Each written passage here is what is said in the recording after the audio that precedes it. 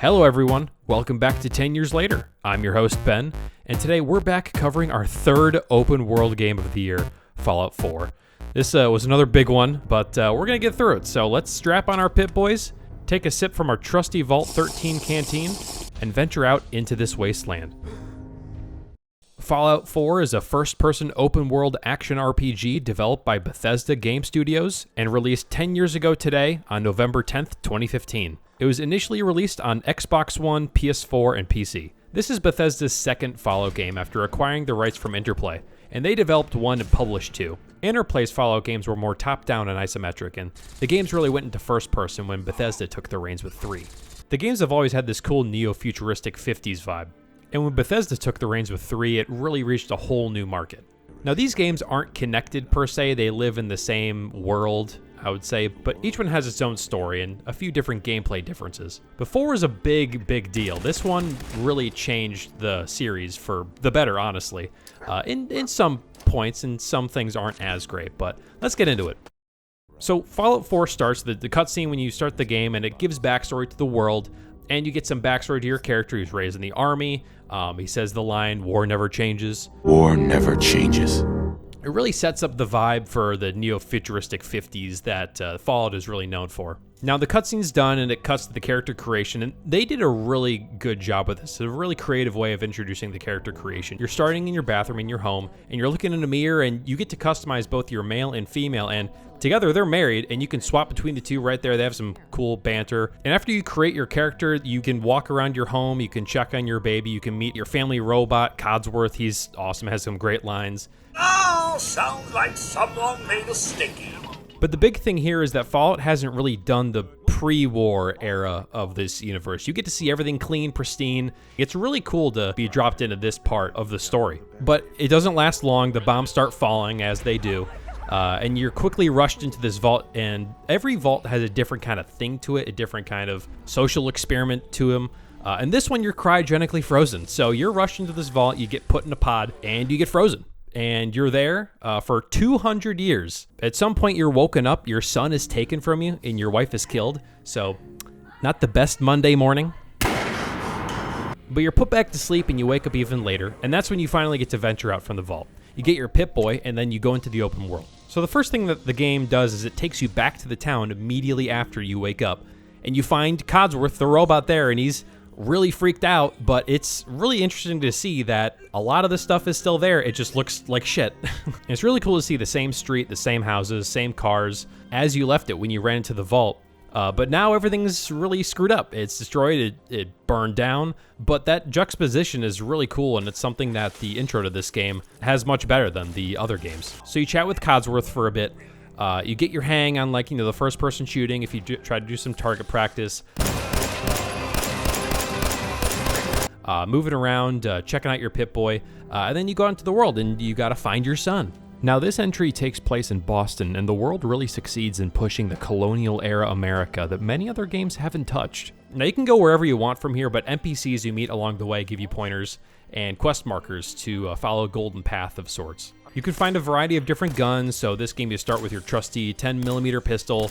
You can find bolt-action snipers, rocket launchers, what have you, but one thing that Fallout 4 actually introduced was these kind of makeshift weapons, things you'd really find in an apocalyptic environment such as this. So you got your pipe rifles, pipe pistols. You get some wacky weapons too, like this gun that shoots railroad spikes that makes like a locomotive tooting noise.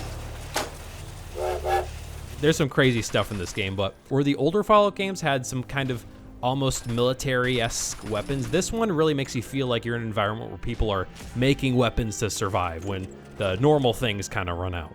And of course, you level up your character and unlock new perks. You can level up, the base level stats, luck, you got strength, you got charisma, and down the line you can have different perks that give you certain abilities. You know the deal. It's all here. So the older Fallout games, I'm not talking Interplay, I'm talking Bethesda, the first-person Fallout games. The shooting was a little janky, in my opinion, but it was really improved here. They got id Software on this joint to improve the first-person combat, and it shows because the shooting in this game, the gunplay is much better. It's very smooth. And of course, you got VATS, targeting weak points. It's here. Now, Fallout 4 introduced a home building mechanic, Todd's famous It Just Works system. These are built using items and scraps you find out in the world, and it's really cool. You know, it's kind of like Rust. You place down blocks, and they all kind of snap together, and you can make a base for yourself. You can tear down some old demolished buildings if it lets you do that. You can put down beds for settlers that join you here. Put down crops for them to survive and defenses. You can really trick out your own place with lighting, you know, different kind of doors, garage doors, rooms, furniture, lights, LEDs, like open signs. You can get pretty wild with this.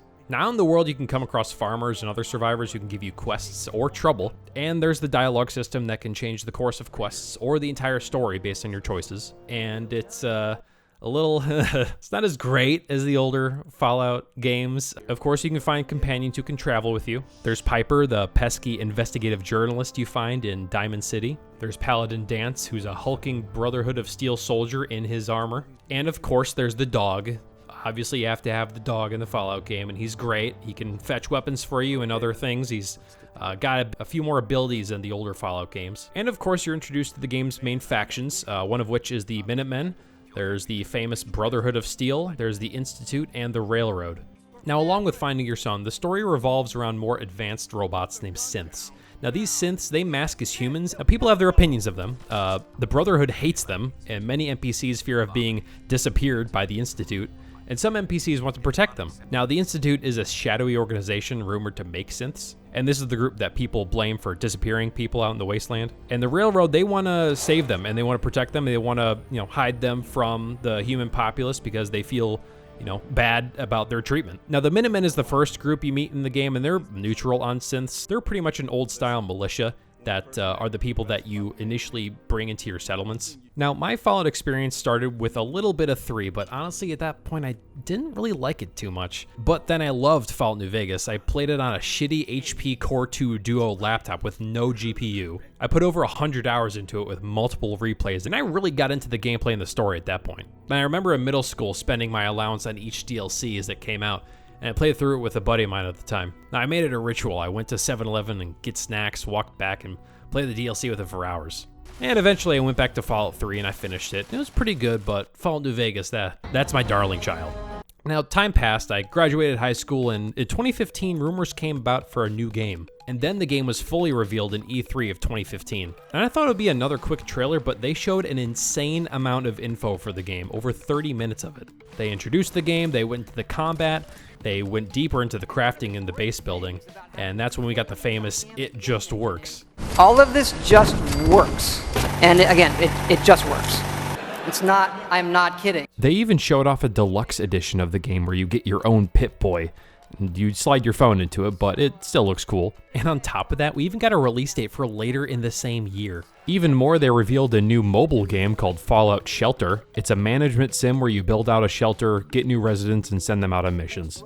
It's small, but it's still pretty fun. But even when showing that, they went above and beyond on the game reveal, and it was easily the best E3 showing of a game ever made. And that kind of stuff just doesn't happen anymore. Now, this got me really hyped for the game, so I put a ton of time into Fallout Shelter while I waited. College came around, and quickly the stress of socializing and making new friends and hoofing it on my own got really hard to deal with. I tried the game as much as I could. I played a lot of MGS5 when I could, like I mentioned earlier in my last video. Now, at this time, I had a long-distance relationship with my then-girlfriend from high school.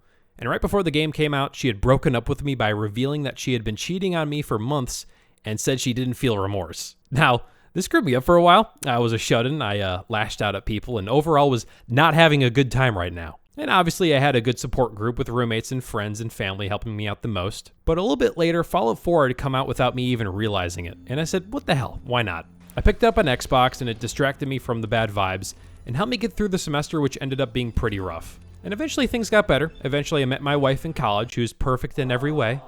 But it was a good companion piece to the half of my freshman year that got a little dicey. So going a bit more into my feelings about the game, just talking about the intro again, it's awesome. It's something that the series has not done before, starting before the bombs drop. And that kind of context with your character draws a lot of attention from the NPCs in the game. You're a vault dweller who is alive before the war. No one in the game has seen anyone like that, so they have a lot of questions for you.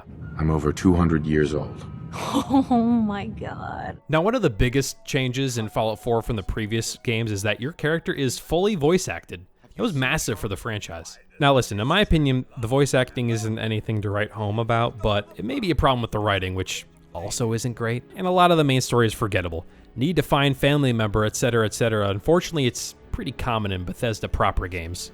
But if you want to play a Fallout game with great writing, I have a suggestion. Not even Long Dick Johnson, and he had a fucking long dick. Thus the name. Now in Fallout 4, the great missions come from faction quests and other side quests. My favorite quests come from the Brotherhood of Steel, mainly with the return of Liberty Prime, and the side quests are awesome too. The Silver Shroud is awesome as it lets you have bonkers dialogue options. Peddling poison to kids, are we? Today, you face the Silver Shroud! Who you say? And there's another one, The Last Voyage of the USS Constitution. It lets you help some robots repair an 18th century frigate. That one's so fun. Fallout 4 introduced Radiant quests, which are randomly generated to pad out gameplay time. These get old quick. Now, a big example that everyone has heard of is another settlement needs our help. I'm sure it does, Preston. Scouts have found a promising spot for a new settlement. Once you clear it out, set up a radio beacon. I'll mark it on your map. Go find out what they need. Our scouts have found a promising spot for a new settlement. Here's where they are. I hope you can help them. Another settlement has sent word that they need our help. Now, in my opinion, another downer is the dialogue system. It felt so dumbed down. Fallout 4's dialogue consists of yes, no, maybe, and sarcastic. Now, earlier games give you more fleshed out options, and sometimes more than 4 to choose. Going back to the bright side, the combat in this game is vastly improved over the last games. And like I mentioned, the last games have felt very clunky. id Software of Doom fame assisted with the gunplay here, and it really shows. And I really dug the It Just Works base building mechanics. It gets pretty deep. Power generation, food production, defenses, and more go into your base and its residents. And also, it's cool to have a place called home. You might remember Hearthstone from Skyrim. Now, sometimes it is a little janky to place walls and floors. It's supposed to snap, but sometimes it doesn't. But it all coalesced into an amazing sandbox with great gameplay and a serviceable story. Now, I need to talk about the mods. It's a staple of any Bethesda game. Now, I wasn't into the depraved mods or the deep, seedy corners of Nexus mods. I only got the ones that enhanced my experience. Really ones that made the game run better, had some quality of life improvements, and new weapons. There are ones that I think are crucial for your first playthrough, and I'll leave them down in the description. Now, where has this game been? After launch, they released patches to the game for performance issues and added some quality of life features. Now, after the launch of any Bethesda game, that's the only thing people talk about. For good reason, too. Sometimes it launches in a horrible state, and they gotta fix it. Now, when those are smoothed out, we get to focus on the DLC. Now, the DLC for this game was a little different than 3 or New Vegas. It started with smaller pieces of DLC, which included a customizable robot companion and their Automatron DLC in February of 2016. And then there's some DLC that added some stuff to the building and workshop, including the Wasteland, Contraptions, and Vault Tech Workshop DLCs. And after that's when we get into the bigger, familiar DLC packs in Far Harbor and Nuka World. Far Harbor is in a spooky setting, similar to Fallout 3's Point Lookout, and I personally felt Nuka World was a bit more interesting because it lets you take control of a raider gang in a theme park. In 2017, they announced Creation Club, which allowed people to purchase mods with real money. Now, as you may remember or have already guessed, this had an initial negative reception, but modders mostly felt okay with it, given it's a more streamlined way to financially support them and for the better quality control. I personally always felt like it would only be a problem if Bethesda was able to shut out the Nexus mods of the world and force Creation Club, but that never happened, and it remains only as a separate way to acquire mods and support the devs.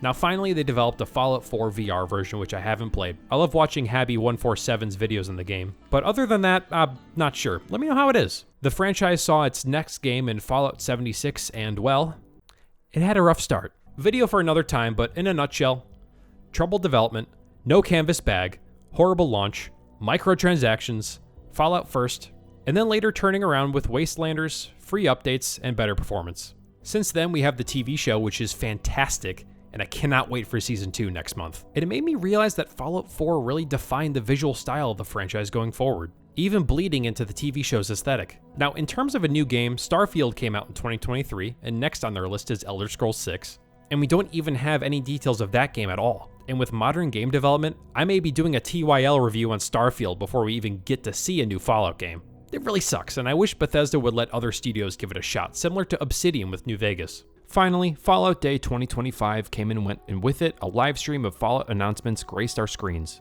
And surprising nobody, there wasn't anything big. But in the context of Fallout 4, we're getting an anniversary edition that includes all the DLC, plus a bunch of Creation Club stuff. But hey, we did get to see Todd for a little while longer.